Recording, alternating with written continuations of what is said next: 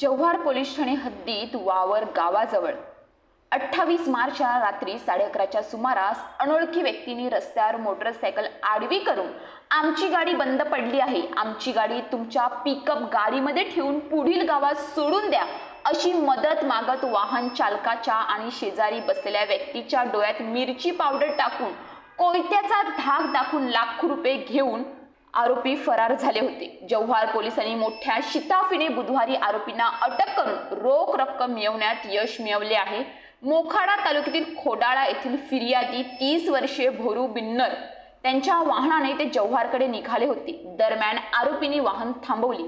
चालक मदतीसाठी थांबतच आरोपींनी चालक आणि फिर्यादीच्या डोळ्यात मिरचीपूड टाकून आणि कोयत्याचा धाक दाखवून वाहनाच्या ड्रायव्हर सीटच्या पाठीमागील असलेली 6,85,500 रुपये रोख रक्कम फिर्यादी यांच्या मानेवर कोयता ठेवून फिर्यादी जीवे ठार मारण्याचा धाक दाखवून बळजबरीने हिसकावून तेथून पळ काढला होता।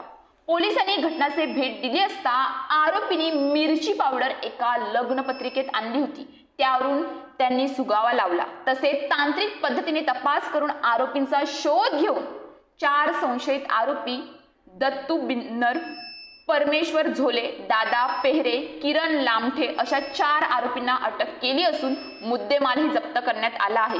आरोपी हा फिर्यादीचा मोठा भाऊ आहे। ही कारवाई उपविभागीय पोलीस अधिकारी गणपतराव पिंगळे, पोलीस निरीक्षक किशोर यांच्या मार्गदर्शनाखाली पोलीस उपनिरीक्षक अनिल दिघोळे, संजय भुसाळ आणि पोलीस हवालदार यांनी केली आहे। News police reporter Ashraf Khan, Jawhar.